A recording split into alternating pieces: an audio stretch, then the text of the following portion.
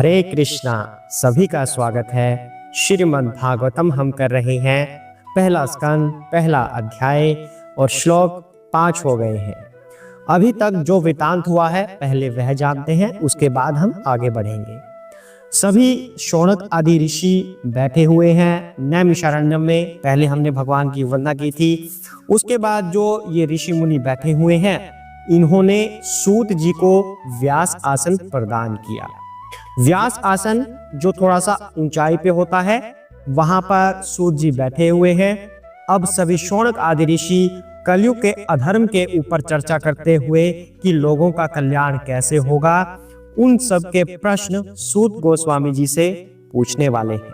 और वो क्या प्रश्न पूछेंगे वो आज हम करेंगे कि वो किस तरह से विनती करते हैं। शौनक आदि ऋषि सूत जी के सामने कैसे विनती करेंगे, कैसे उनकी प्रशंसा करेंगे, पहले कैसे उनकी महिमा बोलेंगे, उसके बाद फिर वो अपने प्रश्न उनके सामने प्रस्तुत करेंगे। तो आज की कथा आरंभ करते हैं। हरे कृष्णा।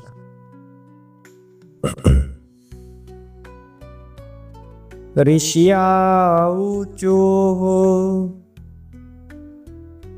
त्वया खलु पुराणानि स इतिहासानि च अनघ आख्यातानि अपि अधीतानि धर्मशास्त्राणि यानि उत। हरे कृष्णा। ऋषियों ने कहा, हे पूज्य सूत गोस्वामी, आप समस्त प्रकार के पापों से पूर्ण रूप से मुक्त हैं। आप धार्मिक जीवन के लिए विख्यात समस्त शास्त्रों एवं पुराणों के साथ साथ इतिहासों में भी निपुण हैं, क्योंकि आपने समुचित निर्देशन में उन्हें पढ़ा है और उनकी व्याख्या भी की है। हरे कृष्णा। ऋषि अब सभी सूत गोस्वामी के सामने बैठे हुए हैं। उन्हें व्यास आसन पर बैठा दिया है। अब उनके सामने विनती कर रहे हैं कि हे गोस्वामी, आपने शास्त्रों को पढ़ा हुआ है। जो धार्मिक प्रवृत्ति वाले शास्त्र होते हैं, पुराण होती हैं, उन सबको आपने पढ़ रखा है, तो उनके निर्देशन में हमें समझाइए। अब यहाँ पर 4 प्रकार के कलयुग के दोष बताए गए हैं कि कलयुग में 4 प्रकार के पाप होते हैं। कौन कौन से पाप होते हैं? अवैध संबंध रखना, पशु वध करना और उनका मांस खाना, जुआ खेलना या फिर मादक पदार्थ ग्रहण करना, जैसे शराब पीते हैं।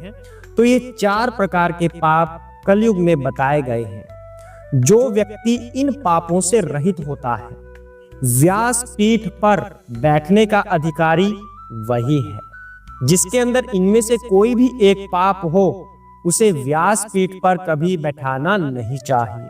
तो यहाँ पर जो सूत जी हैं, वो सभी प्रकार के पापों से मुक्त हैं, इसलिए उन्हें इस व्यास आसन पर बैठाया गया है। आगे क्या कह रही हैं? यानी वेद विदाम श्रेष्ठ भगवान बादरायण अन्ये च मुनयः सूत परावार विदाह विदु। हरे कृष्ण।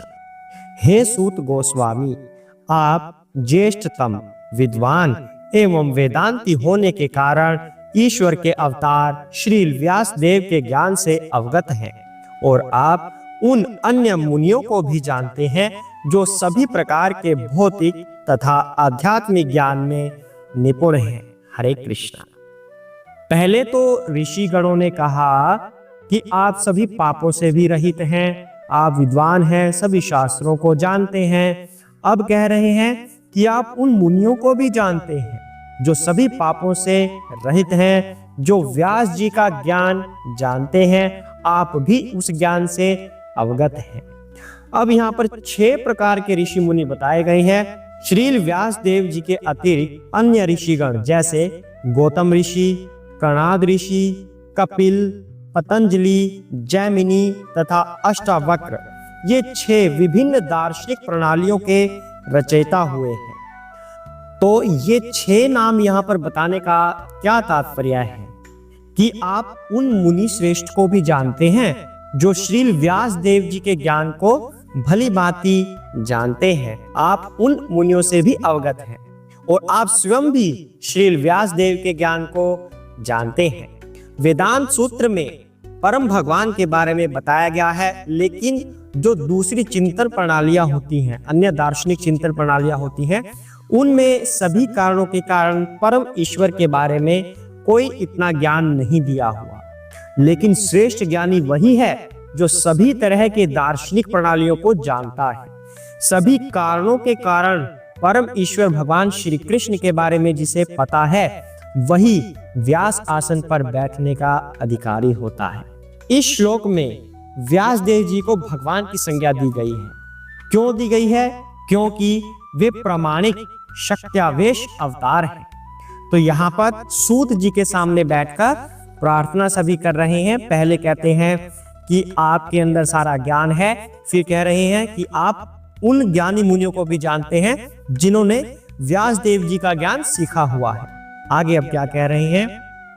वेथा त्वम सौम्या तात सर्वं तत्वा ततानुग्रहात् ब्रूयुः स्निग्धस्य शिष्यस्य गुरवः गुह्यमपि योत्। हरे कृष्ण। इससे भी अधिक चूंकि आप विनीत हैं, आपके गुरुओं ने एक सौम्य शिष्य जानकर आप पर सभी प्रकार से अनुग्रह किया है। अतः आप हमें वह सब बताएं जिसे आपने उनसे वैज्ञानिक ढंग से सीखा है। हरे कृष्ण। यहाँ पर कह रहे हैं कि आपके गुरु महाराज जो भी हैं, उन्होंने आप पर इतनी कृपा की है कि आपको सारा ज्ञान सिखाया है। अब जब भी हमें आध्यात्मिक ज्ञान सीखना होता है, ईश्वर का साक्षात्कार करना होता है, तब उसके लिए क्या आवश्यक है? जो भी हमारे गुरु महाराज हैं, हम अपने गुरु महाराज को अपनी सेवा से प्रसन्न रखें। अगर हम गुरु महाराज को प्रसन्न नहीं रखते तो ईश्वर का साक्षात करने वाला जो मार्ग होता है उसमें विघ्न पड़ने लगता है। इसलिए हमें हमेशा अपने गुरु महाराज को तुष्ट रखना चाहिए, प्रसन्न रखना चाहिए। वैसे तो गुरु महाराज को कोई आवश्यकता नहीं होती, किसी सेवा के लिए वो नहीं कभी कहते, लेकिन फिर भी शिष्य का कर्तव्य होता है कि अपने गुरु महाराज की सेवा का हमेशा ध्यान रखे और ईश्वर का साक्षात करने के लिए गुरु महाराज को भगवान की तरह सेवा प्रदान करें। आगे क्या कह रहे हैं? तत्र तत्र अंजसायुष्मान भवता यत विनिश्चितम् पुंसाम् एकान्ततः श्रेया तथा नः शंसितो मर्हसि। हरे कृष्ण। अतएव दीर्घायु का आशीर्वाद प्राप्त होने के कारण आप सरलता से समझ में आने वाली विधि से हमें समझाइए कि आपने जन साधारण के समग्र एवं परम कल्याण के लिए क्या निश्चय किया है। हरे कृष्णा। कहते हैं कि दीर्घ आयु का आशीर्वाद प्राप्त होने के कारण आप सरलता से समझ में आने वाली विधि हमें बताइए कि आपकी आयु भी दीर्घ है, आपने सारा ज्ञान भी सीखा हुआ है। तो सभी जो यहाँ पर एकत्र हुए हैं, वे क्यों एकत्र हुए हैं? समाज के कल्याण के लिए, ताकि उनसे वो पूछ सकें कि इस समाज का कल्याण कैसे होगा। आगे आगे कलयुग में तो अधर्म फैलेगा, तो कैसे कल्याण हो इस कलयुग के लोगों का? तो उसके लिए पहले विनीत भाव से विनती कर रहे हैं, प्रार्थना कर रहे हैं, सूत जी महाराज की स्तुति कर रहे हैं। आगे क्या कहते हैं? प्रायेण अल्प आयुष सभ्य कलो अस्मिन् युगे जनः मंदः सुमन्दमत्याः मंद भाग्याः हि उपद्रुताः। हरे कृष्ण। हे विद्वान, कली के इस लोह युग में मनुष्यों की आयु कम है।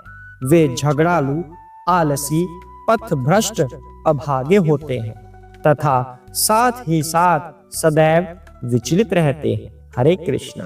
तो जो वहां पर ऋषि मुनि बैठे हुए हैं, उन्होंने अपनी दिव्य शक्तियों से पहले ही देख लिया है कि आगे आगे क्या होने वाला है। कह रहे हैं कलयुग के लोग झगड़ालू होते हैं। उनको ये पता है कि जो ये मनुष्य का जीवन हमें मिलता है, ये जीवन क्यों मिलता है, इसका क्या तात्पर्य है, इसके पीछे क्या उद्देश्य है। आजकल हमें तो यही नहीं पता होता कि हमें जीवन में करना क्या है। बस सुबह उठेंगे, खाना खाएंगे, काम पर जाएंगे, रात को आकर सो जाएंगे, फिर यही काम, उठना, खाना, सोना, ऑफिस जाना, बस यही काम निरंतर चलता रहता है। या कुछ थोड़ा सा आनंद वाली बातें कर ली, कहीं घूमने चले गए, ज्यादा ही ज्यादा ये होगा, डिस्क चले गए, डांस कर लिया, गाना गा लिया, यही होगा। पर डेली रूटीन में क्या होता है? सुबह उठना, खाना खाना, काम पर जाना, रात को आकर सो जाना, रोज ये काम चलेगा। हमें यही नहीं पता कि ये जीवन हमें मिला क्यों है। लेकिन उन ऋषियों को ये सब बात पता है। उन्हें ये बात पता है कि जो ये जीवन हमें मिलता है, ये भगवान की प्राप्ति के लिए मिलता है। कि जो गलतियां हमने पूर्व जन्म में की थी, या भगवान के सामने हमने जो जिद की थी कि हमें इंडिपेंडेंट रहना है, हमें आत्मनिर्भर होकर रहना है, हमें सेवा नहीं करनी, तो उस वजह से हमें इस धरती पर आकर जन्म लेना पड़ा। लेकिन इस धरती पर आकर मनुष्य रूप हमें क्यों मिला? ताकि हम अपनी उन गलतियों को सुधार लें, ताकि हम भगवान के नाम का जप कर सके, और भगवान का नाम जप करके वापस अपने घर भगवत धाम को लौट सके। लेकिन ऋषि मुनि यहाँ पर चिंतित बैठे हुए हैं कि आने वाले समय में तो लोग ये सब भूल जाएंगे। उन्हें ये ज्ञान ही नहीं होगा कि हम यहाँ पर आए क्यों हैं। वो प्राय झगड़ालू होंगे, एक दूसरे से छोटी छोटी बातों पर झगड़ा करेंगे। जरा सी बात पर गुस्सा आ जाएगा, तूने ऐसा क्यों कर दिया, तूने वैसा क्यों कर दिया। झगड़ालू होंगे, हर कोई झगड़ालू होगा। जब कोई व्यक्ति झगड़ालू होगा, क्रोध में होगा, तब भगवान का नाम कैसे जप करेगा? उसकी बुद्धि काम ही नहीं करेगी। जब वो झगड़ालू होगा, वह नास्तिक टाइप का हो जाएगा कि नास्तिक कौन भगवान, मैं ही हूं भगवान सबका, मेरे आदेश का पालन कीजिए, इस तरह के हो जाएंगे। तब उनका उद्धार कैसे हो प्रभु? ऐसे ऋषि मुनि सूत जी से प्रार्थना करके पूछ रहे हैं। और क्या क्या बता रहे हैं कलयुग के बारे में? कहते हैं आलसी होंगे। वो सोचेंगे कि हम तो दूसरों पर ही निर्भर रहे, हमारे मुंह में भी कोई अपने आप ही खाना डाल दे, कुछ करना ना पड़े, और भगवान का नाम तो दूर दूर तक उनके आसपास नहीं है, कहीं भगवान का नाम तो लेते ही नहीं। हाँ, कुछ देवी देवताओं की पूजा अवश्य करेंगे कि हमें भौतिक लाभ हो जाए, धनी हो जाए, हम ये हो जाए, वो हो जाए, देवी देवताओं की पूजा करेंगे, भगवान का नाम तो आसपास नहीं होगा। आलसी प्रवृत्ति के होंगे। और कहते हैं पथ भ्रष्ट होंगे, अवैध संबंध बनाना, सभी गलत कार्य करना, मादक पदार्थ का प्रयोग करना, मतलब जो 4 नियम गुरु महाराज ने बताए हैं, पिछले श्लोक में भी उन 4 पापों के बारे में बताए हैं, उन सब का अनुसरण करना, मतलब पथ भ्रष्ट होना। कलयुग के लोग ऐसे भी होंगे, तो उनका उद्धार कैसे हो हे सूत जी? अभागे होते हैं। जब कर्म ही गलत हो तो भाग्य कैसे बनेगा? जैसे कर्म होंगे वैसा ही भाग्य लिखा जाएगा। तो कहते हैं साथ ही सदैव विचलित रहते हैं। विचलित हर तरह से, भौतिक रूप से भी। अब हम अपने समाज में देख लेते हैं, जैसे ही 12वीं कक्षा पास की, भाई मैं कौन सी लाइन में जाऊं, मैं इंजीनियरिंग करूं या सिंपल बीएससी कर लूं, या 10th पास की, इसको मेडिकल लाइन में भेजें या इंजीनियरिंग लाइन में भेजें या किसी और लाइन में, या धार्मिक बनाएं, करें क्या? विचलित रहेंगे, हमेशा विचलित रहेंगे। उन्हें ये तो ज्ञान रहता ही नहीं कि उससे पहले भगवान का नाम तो सोच लिया जाए। भौतिक उन्नति अपनी जगह, भगवान के प्रति समर्पण वो अपनी जगह, लेकिन भगवान के प्रति तो हमें याद ही नहीं रहता कि वो भी करना है। केवल हम भौतिक आवश्यकताओं की तरफ भागते रहते हैं, विचलित रहते हैं। और जो व्यक्ति धार्मिक प्रवृत्ति के भी होते हैं, वो भी विचलित हैं कि मैं माता रानी की पूजा करूं, या हनुमान जी की करूं, या खाटू श्याम की करूं, कृष्ण की करूं, शिव जी की करूं, किसकी पूजा करूं? वे भी विचलित रहते हैं। तो सूत जी से सभी ऐसा प्रश्न कर रहे हैं कि उनका क्या होगा, आपका क्या विचार है, आपने क्या निश्चय किया है कलयुग के लोगों का उद्धार करने का। तो आज के लिए हम यहीं तक करते हैं, ये प्रश्न और भी होंगे, उसके बाद सूत जी फिर सबका उत्तर हमें देंगे। आज के इस पाठ पर मंथन कीजिएगा, इस कथा पर विचार विमर्श कीजिए कि क्या कलयुग में ऐसा हो रहा है या नहीं हो रहा, जैसे उस समय के ऋषि मुनियों ने सूत जी के सामने प्रश्न किया था, ऐसा बताकर कि कलयुग में ऐसा ऐसा होगा। और फिर हमें सीखने को क्या मिला आज के पाठ से? जब ऋषि मुनियों ने इतने साल पहले ये बात बता दी कि कलयुग में ऐसा होगा, इसका मतलब अध्यात्म सत्य है, केवल विज्ञान ही सब कुछ नहीं है, अध्यात्म सत्य है। ऋषि मुनियों ने पहले ही बता दी कि आज ऐसा होगा और आज ऐसा हो भी रहा है। और अगर ऐसा हो रहा है जिसके लिए ऋषि मुनि इतने साल पहले चिंतित थे, इसका मतलब हमें उन ऋषि मुनियों के मार्ग का अनुसरण करना चाहिए। ये हम आज के पाठ से सीख रहे हैं। तो आज के इतना ही करते हैं। भगवान के नाम का गुणगान कीजिए। हरे कृष्ण कृष्ण कृष्ण हरे हरे, हरे राम राम राम हरे हरे। इस मंत्र का उच्चारण करते रहिए, या फिर आप ऐसे भी कर सकते हैं, ओम नमो भगवते वासुदेवाय। हरे कृष्णा।